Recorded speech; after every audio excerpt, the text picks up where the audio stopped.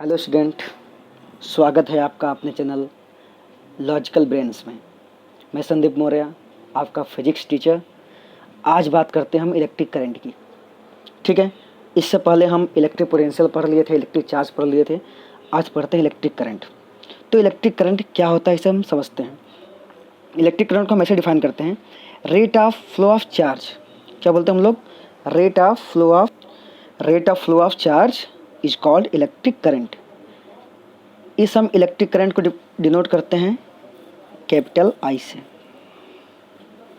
मतलब कि चार्ज जिस रेट से, जो चार्ज है वो जिस रेट से फ्लो करता है उसे क्या बोलते हैं हम लोग? Electric current. ठीक है, हम ऐसे बोल सकते हैं कि electric current I equal to rate means होता है कि टाइम के रिस्पेक्ट में। ठीक है, टाइम के रिस्पेक्ट में रेट मतलब होता है टाइम। तो रेट ऑफ चार्ज के ट्रांसफ़र होने का रेट, ठीक है, rate of charge is known as current. हम ऐसे बोलते हैं रेट ऑफ, या हम बोल सकते हैं ऐसे, rate of flow of charge is called current, या फिर बोलते हैं charge per unit time. Charge per unit time is known as electric current. Clear है बात? इलेक्ट्रिक करंट को हम दो तरह से डिफाइन कर सकते हैं, rate of flow of charge या फिर charge per unit time is known as electric current. Clear हुआ बात? तो ये हमने सीखा कि इलेक्ट्रिक करंट क्या होता है, rate of flow of charge. अब अगर हम यूनिट की बात करें कि इसकी SI यूनिट क्या होती है, ठीक है, तो हम आपसे पूछेंगे चार्ज यूनिट क्या होती है, आप बोलेंगे कूलम्ब। टाइम की यूनिट क्या होती है? सेकेंड। तो कूलम्ब पर सेकेंड। तो SI unit of electric current I is coulomb पर सेकेंड, या इसी को हम बोल देते हैं एम्पियर। इसी को हम लोग बोल देते हैं एम्पियर। इसको कैपिटल A से डिनोट करते हैं।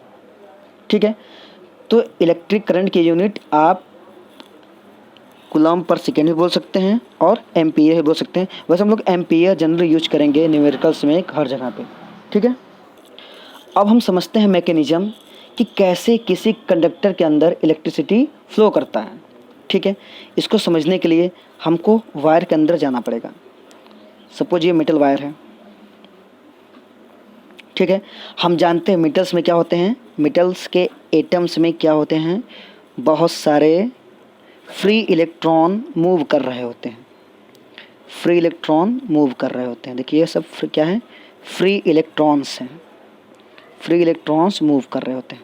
कैसे? रेंडम मोशन, कोई इधर जा रहा है, कोई इधर जा रहा है, कोई इधर जा रहा है, कोई इधर जा रहा है। इनका मोशन फिक्स नहीं है, रेंडम मोशन। ठीक है, ऐसे ही रूम टेम्परेचर पे ही जो किसी भी कंडक्टर्स के जो एटम्स होते हैं वो क्या करते हैं? रेंडम मोशन में मूव कर रहे होते हैं। क्लियर है बात? अब हम क्या करते हैं, अगर हम इसको पोटेंशियल प्रोवाइड करवाते हैं, पोटेंशियल मीन्स यहाँ बैटरी समझते हैं, इलेक्ट्रिसिटी में पोटेंशियल मीन्स बैटरी। अगर हम बैटरी लगाते हैं, हम जानते हैं बैटरी में एक तरफ पॉजिटिव और एक तरफ नेगेटिव होता है। ठीक है, और हम जानते हैं पोटेंशियल डिफरेंस से कि कोई भी चीज़ हायर कंसंट्रेशन से कहाँ जाती है? लोअर कंसंट्रेशन की तरफ। जैसे अगर मान लीजिए यहाँ ढलान ऐसे है, यहाँ से पानी गिरेगा तो पानी कहाँ से आएगा? हायर, मतलब ऊंचाई से इधर, मतलब ऊंचाई से डाउन फॉल की तरफ आएगा। ठीक है, मतलब ऊंचे से नीचे की तरफ आएगा पानी। ऐसे ही मान लीजिए यहाँ पे हम हीट कर रहे हैं, हमने यहाँ पे हीट कर दिया किसी भी, मान लीजिए आयरन पीस है, तो ये क्या होगा? हायर कंसंट्रेशन से, हायर हीट से लोअर हीट की तरफ ये बढ़ेगा, हायर कंसंट्रेशन लोअर कंसंट्रेशन की तरफ। तो हम जानते हैं ऑलरेडी कि कोई भी चीज़ क्या होती है, हायर कंसंट्रेशन से लोअर कंसंट्रेशन की तरफ जाती है। वैसे ही अगर बात करा जाए, जो एयर चलता है, एयर भी कैसे चलता है? हायर प्रेशर से लोअर प्रेशर की तरफ। तो ऐसे ही इधर है क्या है? पॉजिटिव, इधर क्या है? नेगेटिव। ठीक, तो इसको हायर पोटेंशियल मानते हैं, इसको लोअर। होता क्या है, जैसे ही पॉजिटिव चार्ज, मतलब यहाँ से पॉजिटिव एनर्जी यहाँ से मूव करती है, पॉजिटिव एनर्जी यहाँ से मूव करते हैं, इलेक्ट्रॉन्स पे क्या होता है? Negative charge. जो अभी तक इलेक्ट्रॉन रेंडम मोशन में मूव कर रहे होते हैं, अब यहाँ से पॉजिटिव चार्ज जब इनके पास जाता है, ये क्या है, नेगेटिव चार्ज। नेगेटिव पॉजिटिव क्या होता है, अट्रैक्शन। तो सारे जो इलेक्ट्रॉन्स होते हैं इधर, जिनका अभी तक रैंडम मोशन था, उनके पास एक फिक्स मोशन आ जाता है, वो सभी अट्रैक्ट होने लगते हैं किसकी तरफ, इस पॉजिटिव की तरफ, पॉजिटिव चार्ज की तरफ। ठीक है, तो सारे इलेक्ट्रॉन जो होते हैं, वो इधर मूव करने लगते हैं इस साइड में, पॉजिटिव की तरफ। मतलब इलेक्ट्रॉन, अब देखो मान लो सपोज नेगेटिव चार्ज यहाँ अगर जाएगा तो नेगेटिव रिपेल करेंगे, नेगेटिव चार्ज इधर इसको रिपेल करता है, पॉजिटिव चार्ज अट्रैक्ट करता है। तो सारे जो इलेक्ट्रॉन्स होते हैं वो नेगेटिव से पॉजिटिव की तरफ मूव करने लगते हैं। ध्यान दीजिएगा इस बात को, जो इलेक्ट्रॉन का मोशन होता है वो नेगेटिव से पॉजिटिव की तरफ मूव करते हैं इलेक्ट्रॉन्स। ठीक है, हम इसको लिख सकते हैं, क्या लिख सकते हैं, motion of electron is negative to positive in the conductor. Clear है बात। अच्छा, अब इलेक्ट्रॉन इधर मूव कर रहा है, पर कन्वेंशनली देखिए, अगर इलेक्ट्रॉन मूव कर रहा है इधर तो करंट का भी डायरेक्शन इधर ही होना चाहिए, मीन्स नेगेटिव से पॉजिटिव ही होना चाहिए। पर ऐसा माना जाता है कि जो करंट है, जो इलेक्ट्रिक करंट है, इसकी डिस्कवरी पहले ही हो चुकी थी और इलेक्ट्रॉन्स का जो डिस्कवरी हुआ था बहुत बाद में हुआ था। तो ऐसा लोगों को मानना था कि सारे जो चीज़ें होती हैं वो हायर से लोअर की तरफ आती है, हायर कंसंट्रेशन लोअर कंसंट्रेशन की तरफ जाती हैं। तो वैसे ही मान लिया गया था कि जो करंट भी है उस समय जिसमें करंट की खोज हो चुकी थी, इलेक्ट्रॉन उसमें खोजा नहीं जा चुका था, तो लोग मानते थे कि जो करंट भी है वो हायर मतलब पॉजिटिव से नेगेटिव तरफ फ्लो कर रही होगी। इसको कन्वेंशनली ले लिया गया है। उसे होना यही चाहिए था कि अगर इलेक्ट्रॉन इधर मूव कर रहा है नेगेटिव से पॉजिटिव, तो करंट भी नेगेटिव से पॉजिटिव होनी चाहिए। बट चूंकि कन्वेंशनली है, ऐसा मान लिया गया था, एज्यूम कर लिया गया था।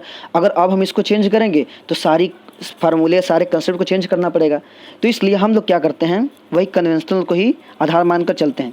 तो इलेक्ट्रिक करंट का जो डायरेक्शन होता है करंट आई का, वो पॉजिटिव से नेगेटिव हो जाता है।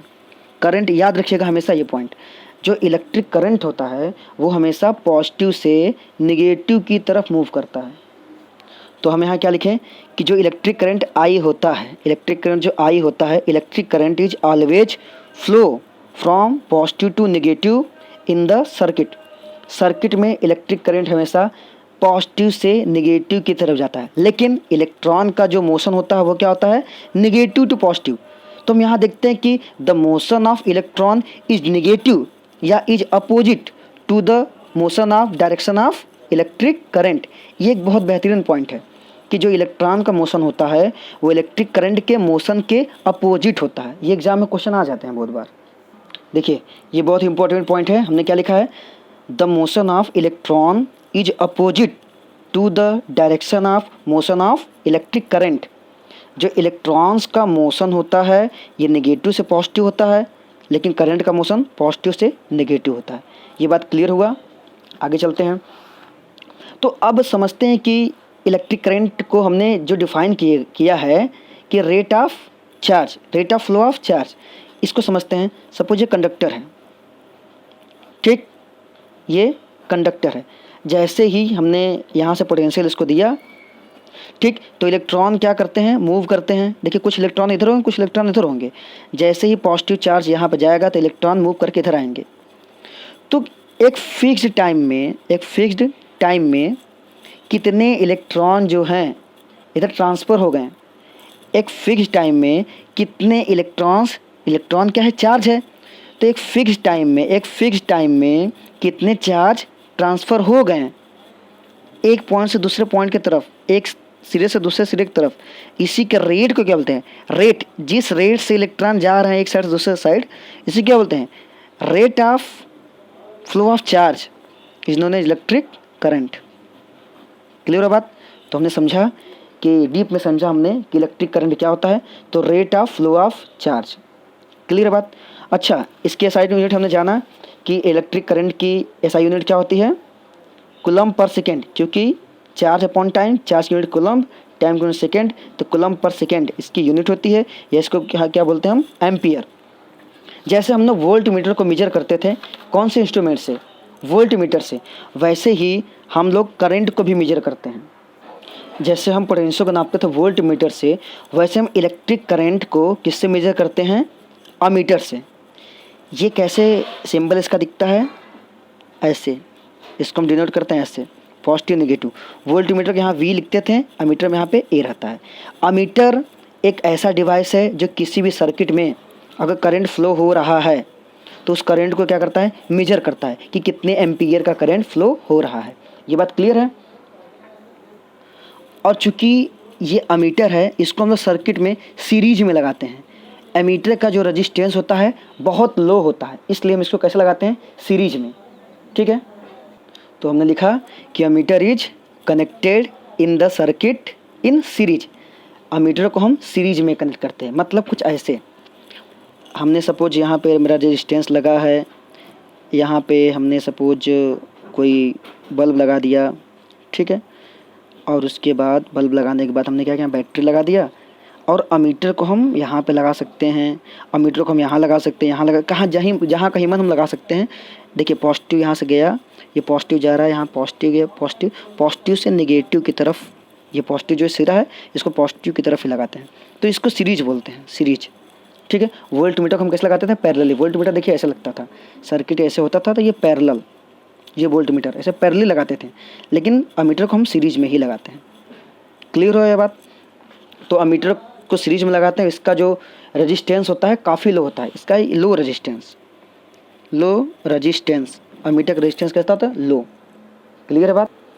करंट की यूनिट क्या होती है, एसआई यूनिट हमने पीछे बताया है। एसआई यूनिट क्या होती है, ऑफ इलेक्ट्रिक करंट, ये होती है एम्पियर। एम्पियर, एम्पियर को हम ए से डिनोट करते हैं। इसके बाद some smallest unit of current, current की कुछ छोटी यूनिट होती है, एम्पियर से भी छोटी यूनिट होती है, जिसको बोलते हैं मिली एम्पियर। मिली एम्पियर, जो मिली एम्पियर की वैल्यू होती है 10⁻³ एम्पियर। ठीक है, और होता है एक माइक्रो एम्पियर। क्या होता है, माइक्रो एम्पियर, इसको दिखाते हैं माइक्रो एम्पियर। तो एक माइक्रो एम्पियर में 10⁻⁻6 एम्पियर होता है। ठीक है, तो आशा करते हैं आपको ये वीडियो समझ में आया होगा। Have a nice day. आप इस चैनल को सब्सक्राइब कर दीजिए, बेल आइकन को प्रेस कर दीजिए, जिससे अच्छे इस टाइप की वीडियोज आपके पास नोटिफिकेशन का आता रहे और आप इस लॉकडाउन में इसका फ़ायदा उठाते रहें। Thank you so much.